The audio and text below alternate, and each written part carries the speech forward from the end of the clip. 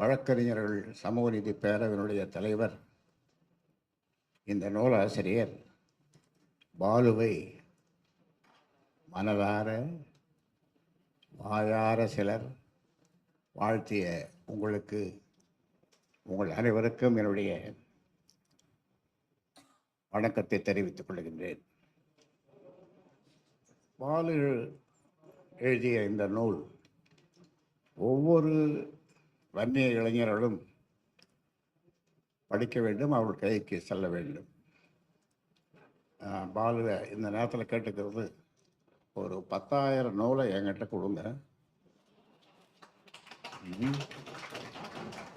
நான் சும்மாவே கொடுக்குறேன் பிள்ளைகளுக்கு. ஆக ஒரு அற்புதமான படைப்பை படைத்திருக்கிறார். இது இப்பொழுது இருக்கின்ற இளைஞர்களுக்கு, 30 வயதுக்குள்ளே இருக்கிற இளைஞர்களுக்கு, 30, 35, 40 வயதுக்குள்ளே இருக்கிறவர்களுக்கு இந்த புத்தகம் அவர்கள் கைகளில் இருக்க வேண்டும், அவர்கள் படிக்க வேண்டும். என்ற அருமையான கருத்துக்களை, நம் சமூகத்தை பற்றிய கருத்துக்களை அதிலே படைத்திருக்கிறார். அதனாலே பாலுவுக்கு என்னுடைய பாராட்டுக்கள். அவரை நீங்களெல்லாம் பாராட்டினீர்கள், அது என்னை பாராட்டிய மாதிரி தான். ஏன், நான் வளர்த்த பிள்ளை, நான் வளர்த்த பிள்ளை. அவரை பாராட்டும் போது அந்த பெருமை எனக்கும் தானே. அதனாலே அவர் இன்னும் இங்கே சொன்ன மாதிரி நிறைய எழுத வேண்டும் என்று இந்த நேரத்தில் கேட்டுக்கொள்கின்றேன். ஆயக்கலைகள் 64ன்னு சொல்லுவோம். 64ஐயும் அறிமுகப்படுத்தினது இந்த வன்னிய சமுதாயம்தான். இது வன்னிய சமுதாயத்துக்கு சொந்தமானது. இந்த 64 கலைகள், இது வேறு யாரும் இதில் உரிமை கொண்டாட முடியாது. ஆனால் அந்த 64 கலைகளையும் இங்கே நாங்கள் சொல்லிக் கொடுத்தோம். 14,000 பெண் பிள்ளைகளுக்கு 3 நாள் 4 நாள் இங்கே தங்க வைத்து அவர்களுக்கு இந்த கலைகளை எல்லாம் நாங்கள் சொல்லிக் கொடுத்தோம்.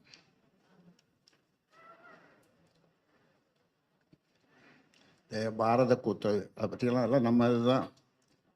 நான் சின்ன பையனாக இருக்கும்போது முதல்ல போய் பாய் போட்டுருவேன்.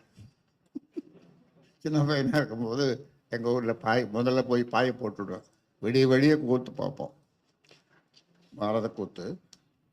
அப்புறம் நெருப்பு மெரிக்கும் போது எங்கள் அப்பா தோளில் ஏறின்னு நான் போய் நெருப்பு மெரிப்போம். அப்புறம் நானே நெருப்பு மெரித்தேன்.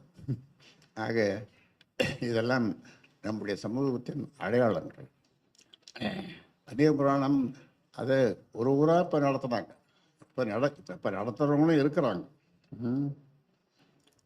தமிழ் மகன் அல்லது நம்ம கண்மணி குணசேகரன், பச்சை, இவர்கள் எழுதிய நூல்களை, இந்த படைப்பாளிகள் நூல்களை ஒரு கண்காட்சியாக வைத்து அவர்களை அறிமுகப்படுத்தி ஒரு பெருங்கூட்டம் நாம் நடத்த வேண்டும் என்று எனக்கு ஆசை. அதில் டாக்டர் செந்திலும் அடக்கம். இந்த படைப்பாளிகள் பேரியக்கம் நான் நினைக்கிற மாதிரி இன்னும் சிறப்பாக செயல்படலை. சொல்லுறேன்.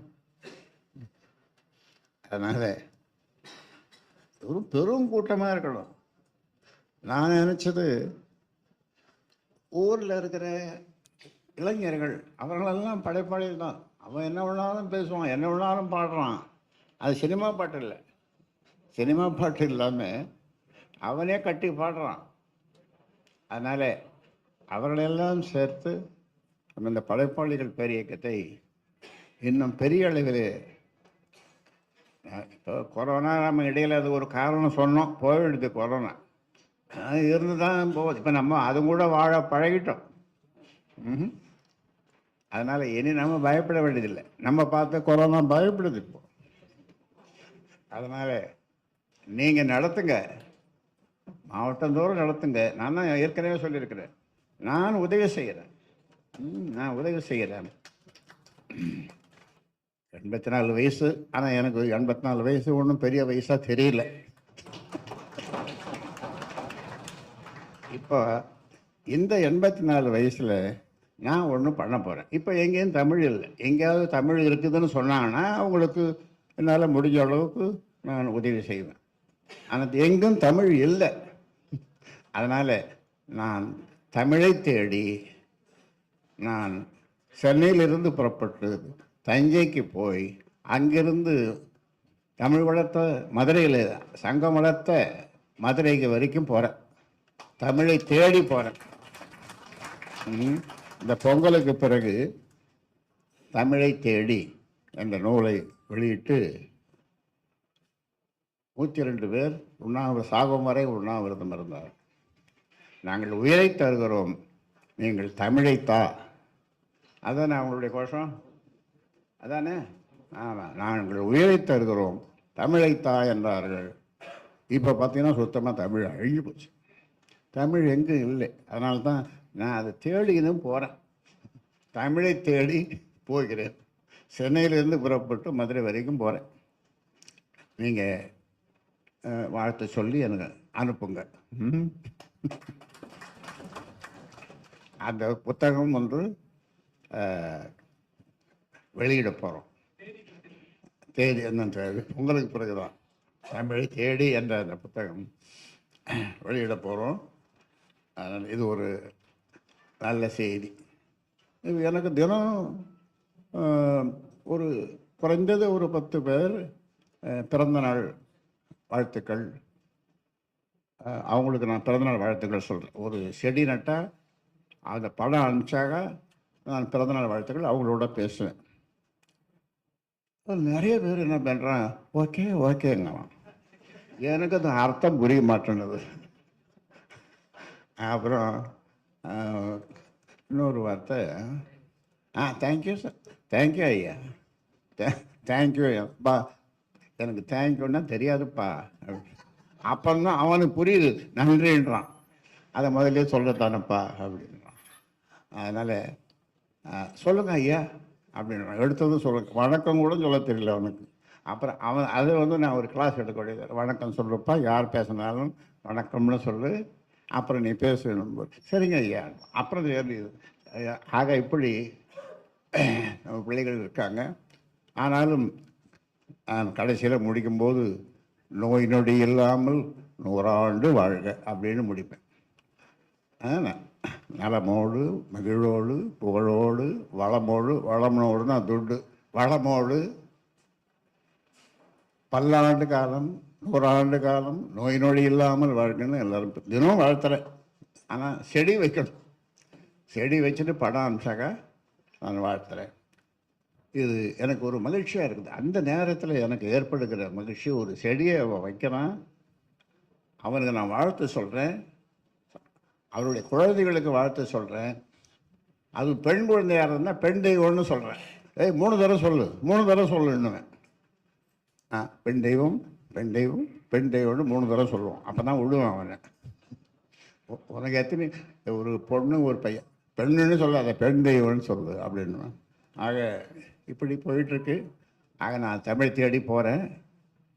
எங்கே தமிழ் இருந்ததுன்னா நீங்களும் எனக்கு சொல்லுங்கள். இங்கே தமிழ் இருக்குதுன்னு சொல்லுங்கள், நான் அங்கேயும் வரேன். பார்த்தீங்களா, இப்போ கிராமத்துலேயும் தமிழ் கிடையாது. உன் பொண்ணு என்ன பண்ண, என் பொண்ணு கன்சீவ் ஆகிக்குது என்ன ஒன்றும் புரிய முடியும். கன்சீவ் ஆகிருதான். கிராமத்தில் நம்ம என்ன சொல்லுவேன், என் பொண்ணு முழுவாமல் இருக்குது, குளிக்காமல் இருக்குது அப்படின்லாம் சொல்லுவோம். இப்போ கன்சீவ் ஆகிக்குது.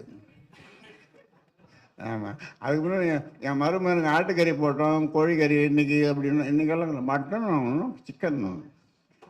ஆக தமிழ் எங்கும் இல்லை, தமிழ் எங்கும் இல்லை. அதனால் தமிழை தேடி போகிறேன். நீங்களும் வாங்க. படைப்பாளிகள் பேர் இயக்கம் மிகப்பெரிய அளவில் வளரணும். பாலு இன்னும் நிறைய புத்தகங்கள் எழுதணும். அவரை பாராட்டிய நீங்கள் என்னை பாராட்டிய மாதிரி, ஏன்னா நான் வளர்த்த பிள்ளை. மேலும் பல்வேறு சிறப்புகளை அவர் பெற வேண்டும் என்று இந்த நேரத்தில் வாழ்த்தி, உங்கள் அனைவருக்கும் என்னுடைய வாழ்த்துக்களை தெரிவித்து முடிக்கிறேன். நன்றி, வணக்கம்.